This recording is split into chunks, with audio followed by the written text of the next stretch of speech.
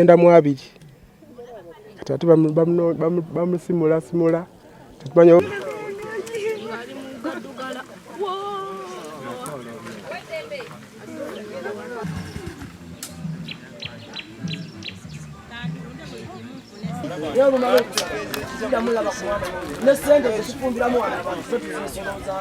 kati nga sayansi egamba nti balina kufuna ku bintu by'omugenzi naddala oba enviiri oba kukibadde ekikolebwa wano waleero naye nga tewali n'omu akyagala naye nga ekisinga obukulu ensonga ezo tuli bulungi ewaffe naye tulina abantu abatali happy.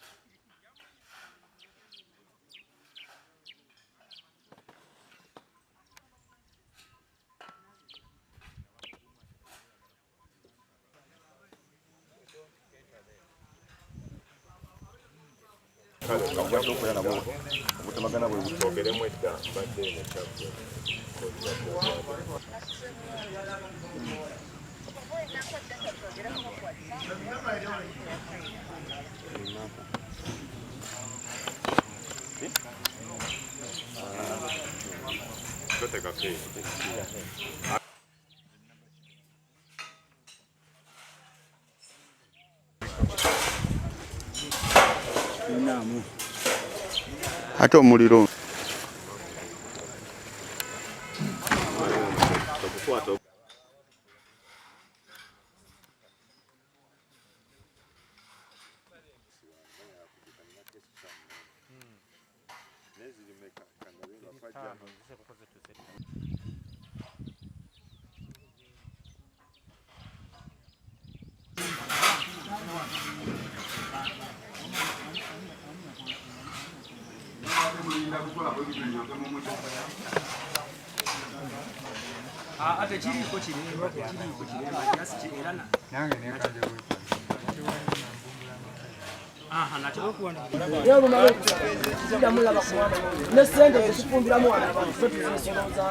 kati nga sayansi egamba nti balina kufuna ku bintu by'omugenzi naddala oba enviiri oba kukibadde kikolebwa wano waleero naye nga tewali n'omu akyagala naye nga ekisinga obukulu ensonga ezo tuli bulungi ewaffe naye tulina abantu abatali happy.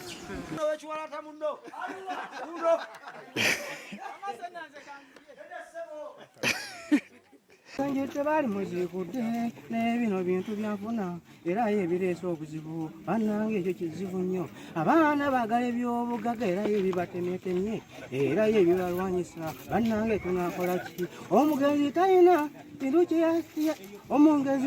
kintu kye yagaba yaleka ebintu byabirambise ng'abitadde mu malame nga balina okutulamu bekwanye basobole okubituukiriza naye munnange ebyaga buli abeeri ng'atunda buli ayagadde ng'atematemamu buli ayagadde ng'atunda ye bannange ebintu byaleka ye bannange bisigalawa ebyo bintu bizibu nnyo omugenzi wumula mirembe Polisi Paulo Kafeero wumula mirembe naye munnange ebiriwo bikwasa Katonda.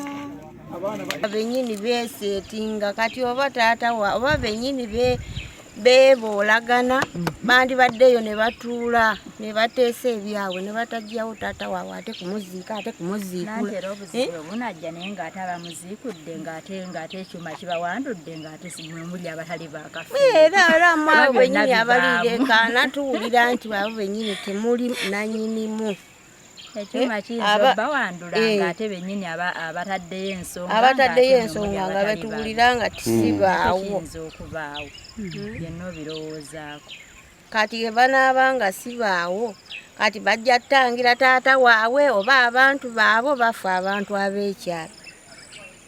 Mama amanya kugwana nze namukenerwekyo ani namukenerwekyo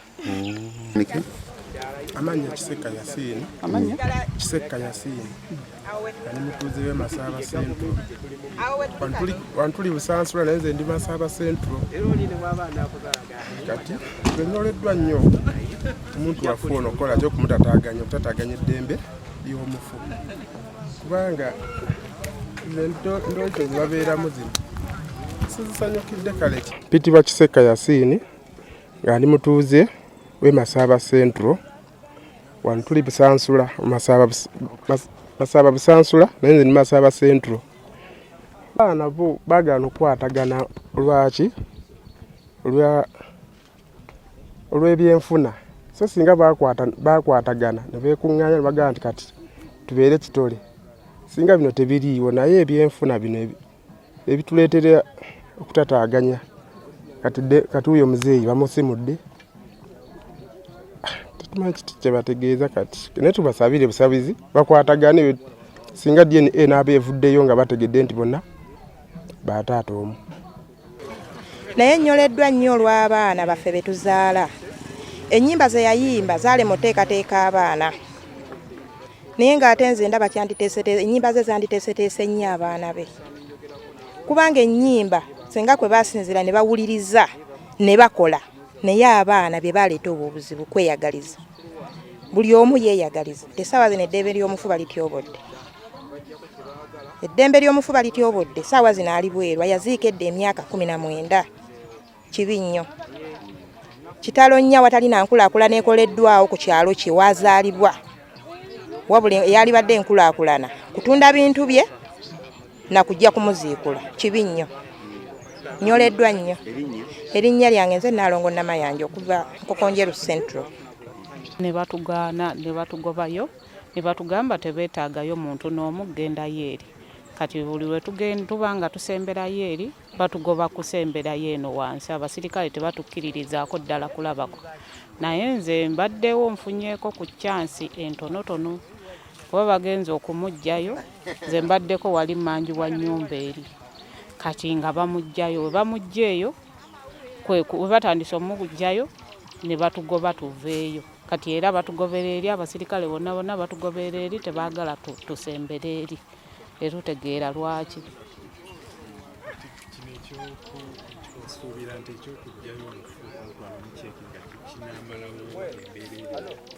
sirowooza nti kinaagimalawo. bandibadde bamwesonyiwa ne bamuleka ne yeebaka mirembe ng'era bwe yafa ne bamuziika.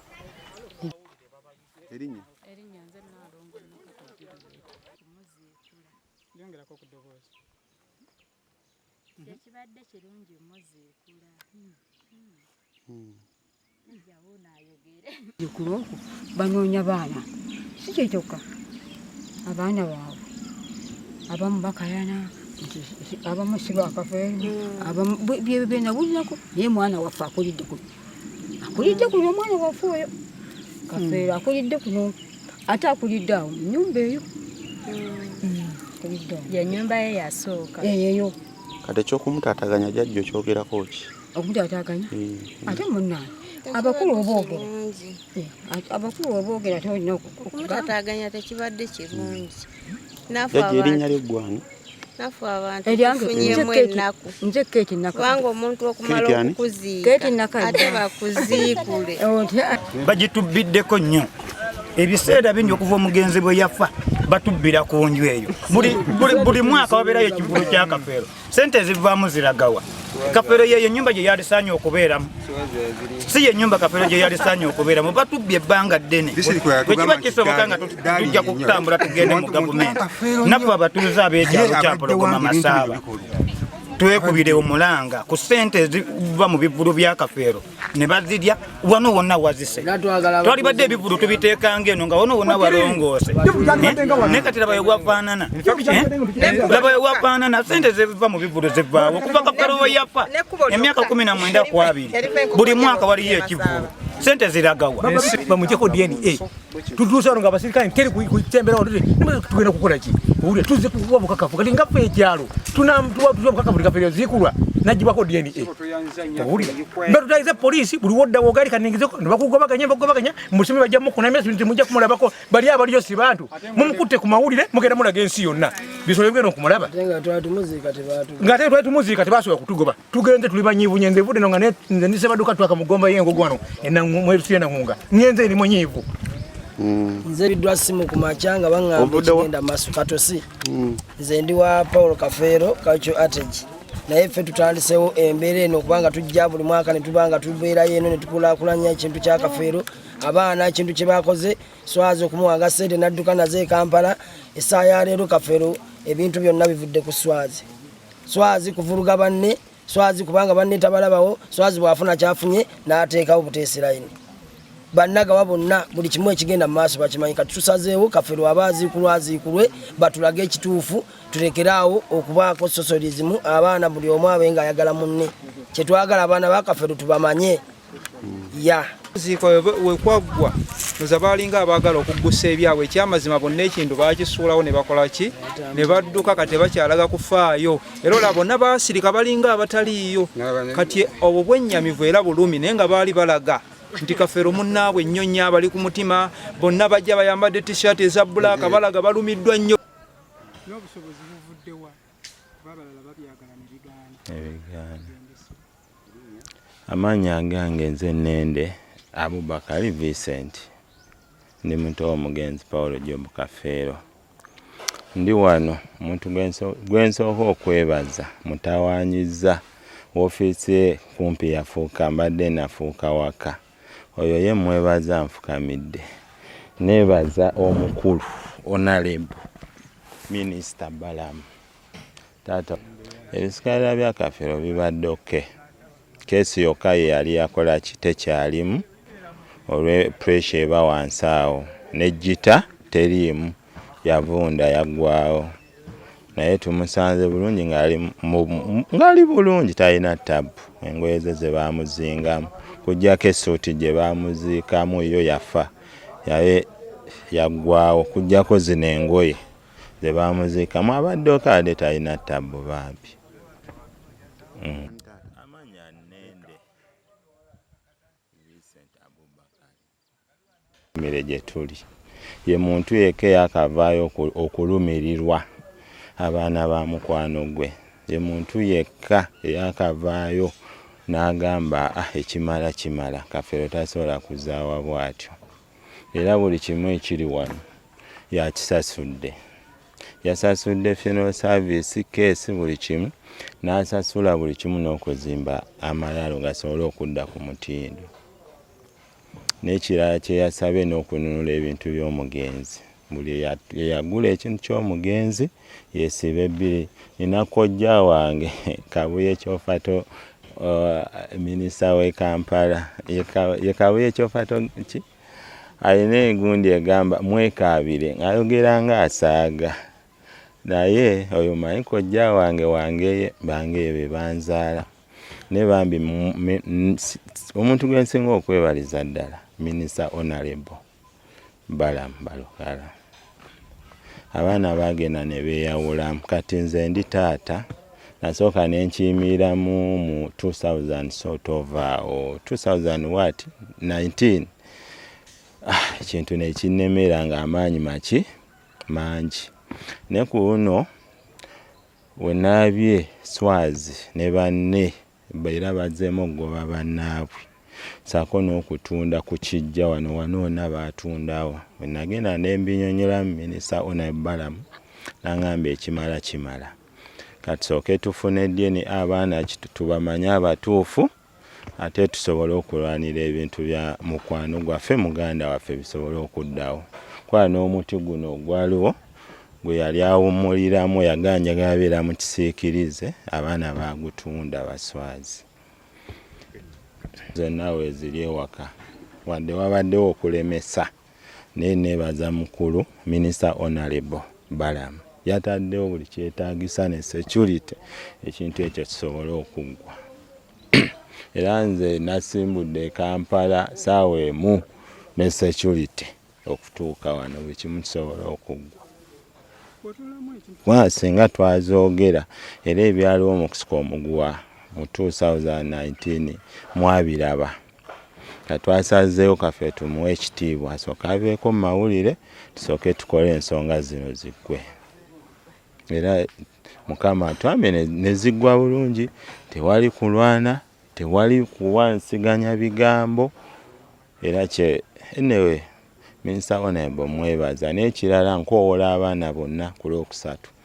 Minisita Honorable yatuwadde ssente abaana basobole okugenda okukeberebwa omusaayi babaggyeko DNA test.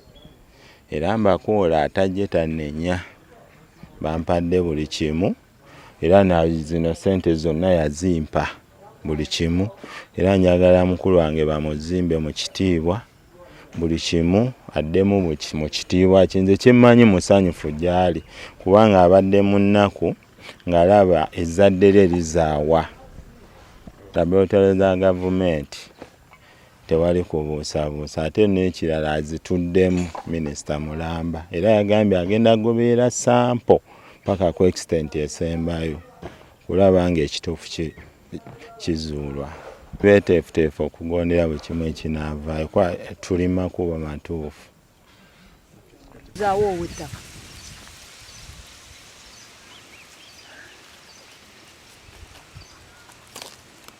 ati nsajja n'eby'ettaka oluwanyi n'ekiroowa bitegeeza kwawula kibanja ndozo ziraba tekiza wano n'eyatunda empani yaleka zenkana zifa kati sayizi eri ekyemmanga oyo muwogo wa muzeeyi boogere oba naye mutabani wakaffe tetumanyi boka kati ono omusajja waabano ag'amaka gawo wansi omwami Honorable Balamu suubira nga ye ayinza okutukola bali bye baatukola kubo letuyiseemu ddungi bwe banaatugaba bamama baffe we bali batulage ewaffe kuba kikya bulijjo oli musajja omukazi tebamwesiga omukazi asobola okusiba omwana n'obeera naye ebbanga naye ng'omwana si wawaka kati ku luno ekinaava mu gavumenti tuli beetegefu kigona era n'ensaba ali eyo nga gw'omanyi nti ndi mwana wa Kafeero simanyi waliyo abavaayo n'agamba nze maama wange yafa buli ajja agamba maama wange yafa abavaawo ng'omanyi nti ndi mwana wa Kafeero. Kino kiggwa leero ku Lwokusatu ffenna tugenda kutuggyako DNA tugende batujjeko omusaayi ekyo kiggwe nze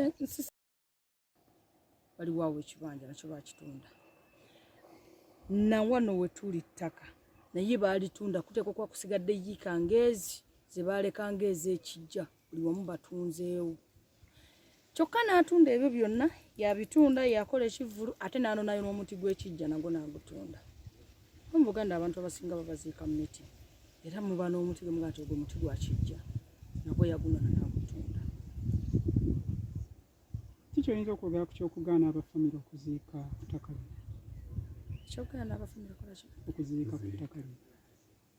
Abafamire nga abaana in case ofiiriddwa abaanibwa tayagala ekyo kyo ye kuba waliwo muganda waffe aba muto wange yafiirwa omwana n'amuleeta okumuziika swaziniga n'atugamba tetulina kuziikawo kuba tetuli baana bawaka kati ebyo ebimu bye bituviiriddeko tukubire gavumenti enduulu etuyambe tumanye batuzaalawa era tumanye ne bwe tufuna obuzibu kambeere nze nga nfudde banziika wa babanteeka mu limbo nakyo nkimanyi kuba olaba baagoba omwana ow'emyezi omwana yali wa myezi 6 ne bawalaze empaka ntalina ziikibwawo twamuziikawo ku mpaka kati mulimu nze nyinza obeera abamu mulimu bekikosa agamba ako kaleekaananyi naye nze nvaayo nenjogera eriyo abaana nga tasobola kwogera ate nga mulenzi naye ng'ekyagenda zaala omwana mutuufu abule wamuteeka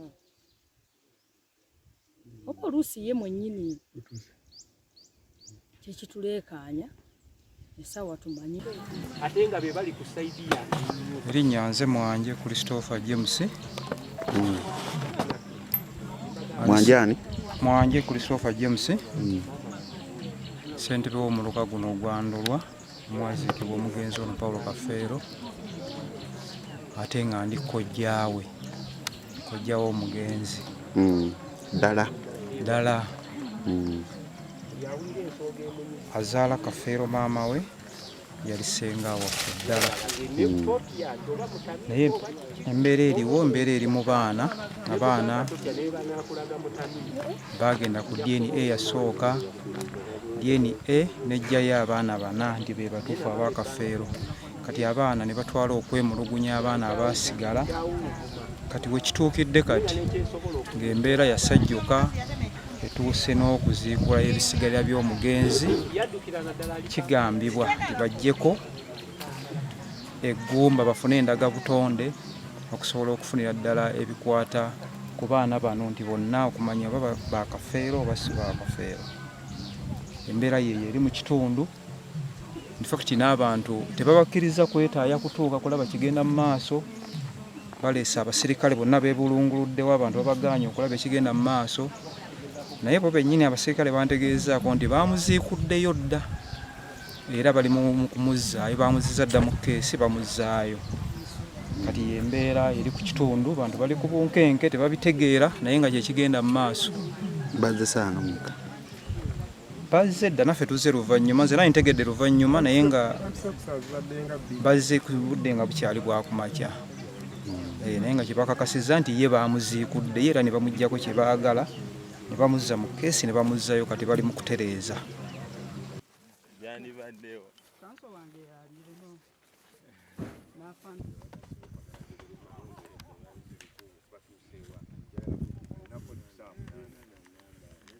Abasebo tusanyisa obbalaba wano olunaku lwa leero 1 June 2026 amanya bampita Dr. Moses Byaruhanga nga nze akulira abasawo bonna abakola mu Uganda Police kati ng'okuva emabega nga bwe mubadde mukimanyi ensonga eno yatandika kuva ddanga mu 2022 nga famire y'omugenzi Prince Job Kafeero mwalimu issues ez'enkayana naddala mu properties yaleka famire yaleka famire nga nnene kati netasobola kukikola mulundi luli lwakuba twalema okusisinkana famire yonna ennene okuteesaganya omulimu nga bwe gwandibadde gutambula kati ne tukiwaamu obudde kati 2026 nekiddamu nekisituka kooti newa order nti famire okutereera tulina okujja ne tukola exhumation ne tujjako samples eza DNA tukole paternity tests okutegeera abaana abaali ab'omugenzi basobole okulaba nga batambuza estate ye. Mbadde nfuna correspondences okuva mu kooti n'omukulu council advocate Mr. Joseph Luzige nga bakolaganira wamu ne office ya Honorable Minister Baramba Lugahari. Mujjukire nti nga tebanaba mukyusa mufuula Minister wa local government yabadde ali in charge of youth n'okutereeza ebintu nga bwe biti. So tumwebaliza ddala omukulu oyo Honorable Baram akoze omulimu mulungi nnyo okulaba nti asinkana family eno okugezaako gitereeza ne council nandi wano Mr. Joseph Luzige. Kuguno omulundi ebintu bitambudde bulungi, twabadde nkaya na family bagisinkanye ne twogera nange nagisinkana ye wiki ewedde ne tuteeseganya ne bakkiriziganya nti ekintu kitambule bulungi nga bwe tukikoze olunaku lwa leero, era twakedde wano omulimu ogwo ne tugukola bulungi ne security nga weeri nga ne police etukuuma bulungi, era omulimu tugumaliriza. Kati ekigenda okuddako okulaba nti bazzaawo entaana y'omukulu ono nga bwe yali, bamuziika mu kitiibwa ky'amaanyi, era bafunye Rhino Funeral Services ye company egenda okulaba nti ezzaawo bulungi. Samples tuziggyeko ze twagala, council zisayininzeeko nga ne tuzisiiringa ne family members. Katugenda zitwala mu laboratory. Yes, family yasaba samples zino zitwalibwe mu laboratories bbiri, laboratory ya police ne government analytical laboratory. Kakati omuntu yenna anaavaayo ng'agamba nti alina akakwate omugenzi ono mukulu Kafeero ajja kujja mu laboratory bamuggyeko sample bagiraaninga against sample gye tuggyeko, kubanga eno sample gye tuggyeko wano bagenda kukola DNA profile y'omugenzi bakuleetinga data DNA data bank database mu laboratory. Kati omuntu yenna avaayo ne bwe giriba myaka 5 oba 10, omuntu yenna alivaayo n'agamba nti alina akakwate ku mugenzi ono aba agenda mu laboratory nga balaninga sample ye against profile already eri mu laboratory ne bakakasa nti yes amwena akakwate batamwena akakwate. Kati kye tukoze olunaku lwa leero bataata oba bamaama si be bamu. Oyinza okuba nga muli mu family nga omukyala akuza abaana nga 5 naye ng'ojja kwesanga nti oba 3 oba 2 bokka be b'omwami ono, okitegedde. Kati ng'omwana omulala DNA yagijja walala. Kati bw'oyagala okukozesa ng'okozesa baana abo nga kiri temukimanyi scientifically, DNA eno gye munoonya muyinza obutagipiikinga,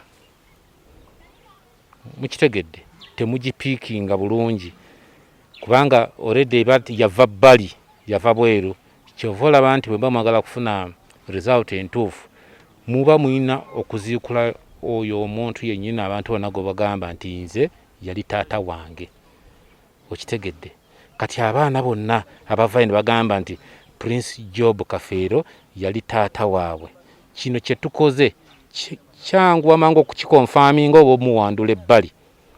Naye ate bw'ogenda ate n'oyagala oggyeko sample ku baali baganda ba Prince Job Kafeero, ojja kwesanga nti baganda be obanga anko waabwe taata waabwe yali mulala newankubadde yakulira bwamaama mu waka.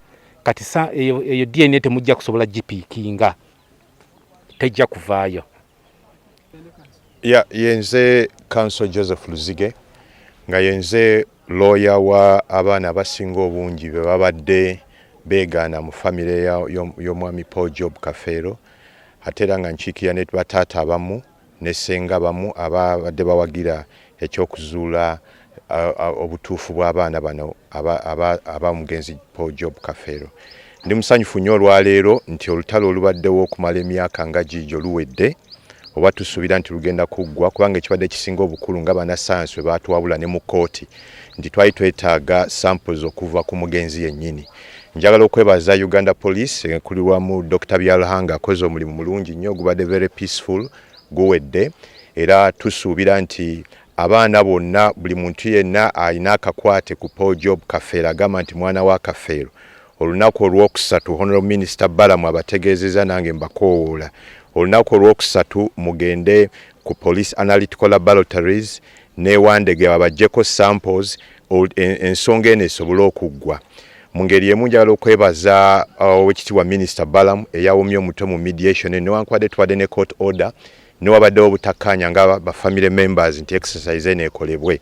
N'olwekyo Honorable Minister Balamu tukuyozaayozayo tukwebaza okuba nti oyambye kinene nnyo okuba nti family eno ekategenda kusetolinga. Bana scientist batugamba ono atwala ebyobulamu mu police n'oweewandegera ne batugamba nti engeri yokka gye tusobola okukola ekintu kino yeeno.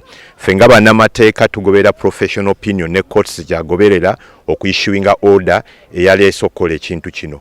N'olwekyo tusaba general public ekkirize ffe abamu ku ffe tuyinza okuba gye tuli amaka gaffe gatudde entende. Tuwuliriza sakozi nnyingi nnyo. Nze nga lawyer abadde akiikirira abaana abasinga obungi be beegana nti si baana ba mugenzi. Kibadde kinnuma nnyo ng'abaana abo tebali settled. N'olwekyo kati kyekiseera abantu bafune emirembe mu maka g'omuyimbi omututumufu era ow'erinnya omugenzi Paul Job Kafeero. Nebaza nnyo Honorable Minister Balamu, nebaza Uganda Police esobozeseza ne kooti tugyebaza kubanga yawa ekiragiro ng'eno y'engeri yokka gye tusobola okukola ki okukikolamu. N'olwekyo public tubasaba bassebo ne bannyabo mukkirize kubanga waliwo ekiragiro kya kooti ekisooka. Ekyokubiri omulimu gukoleddwa professionally. Ekyokusatu Honorable Minister Balamu yafandinze exercise eno n'okuzzaawo entaana nga weebadde. Mbasaba mutwegatteko bassebo ne bannyabo abantu aba public buli omu mu kiti kye tewabadde kunyooma tewali ku disrespectinga naye nga mwenna naffe twagala omuyimbi waffe ow'erinnya tumuwe eddembe mu famire era naye mmanyi waali yandiyagadde ekintu kino kisobola okubeerawo. N'olwekyo public tukakkane kino kiwedde tugenda kuzuula ani mwana we nani atali mwana we ani mutuufu famire nesobola okufuna emirembe. Yali ewadde mu butuufu bwazo ez'omugenzi Paul Job Kafeero. Waliwo abaagenda mu ngeri yaabwe ne bagezaako okuzifuna naye era ba beneficiaries bonna tebakkirizanga. N'olwekyo nze kyo tekineeraliikiriza nga munnamateeka. Tumale okuva mu exercise eno etubuulira ani mwana wa Kafeero tusobole okumanya ebintu bye ate tuyoke tugende mu kooti tukole inventory tubuulire ebintu by'omugenzi byatambula bitya byatundibwa bitya. Wabeera nga waliwo omuntu yenna eyatunda oba eyagula aba yagula mpewo. Tuina amendment ekwata ku nsonga eyo nti ba beneficiaries bonna ab'omugenzi oyo balina okukkiriziganya nti ekintu kino kitundibwe nga waliwo letters of administration. Bwe waba tewali letters of administration omuntu yenna aba yagula ekintu ekyo aba yagula mpewo. Era nkimanyi bulungi nnyo kuba nze mbadde lawyer wa side esinga obungi eya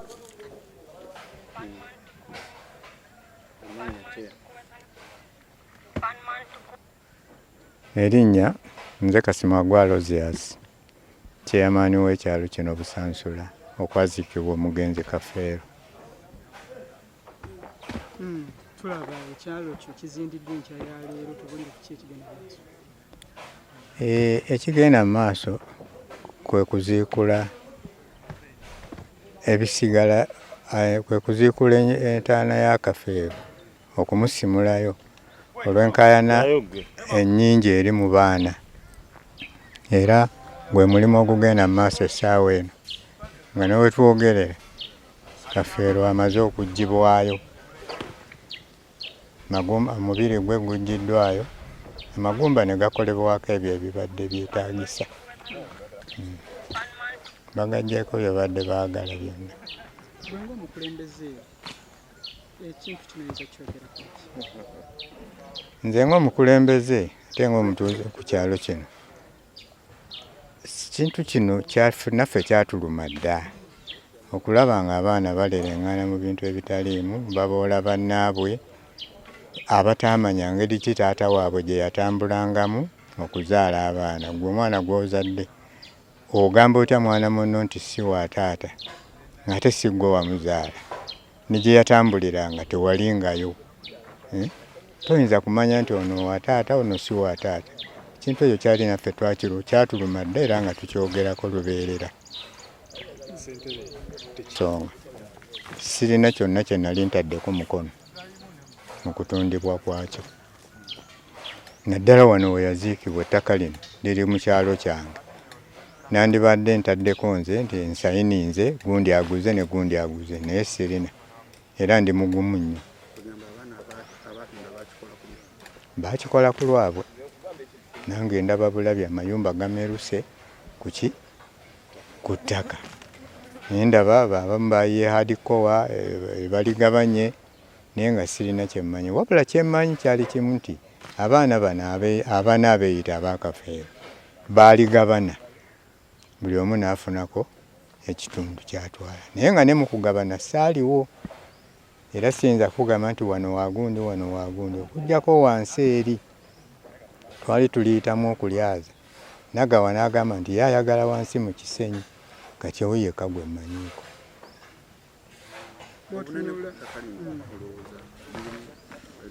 Lyenkana wa era kiki ekitundiddwa? Ettaka liri eka za 27. Ekitundiddwa sijja gamba nti waliwo ekitundiddwa kubanga sirina kye nali nsayininze naye we baali boogera okuteekateeka ettaka lino baagamba kino ekijja bajja kirekerako ekazi 4 kati ekazi endala babe nti baazigabana mu ngeri yaabwe naye ng'ekyali kiri mu nteekateeka nti ekazi 4 ze bagenda okulekera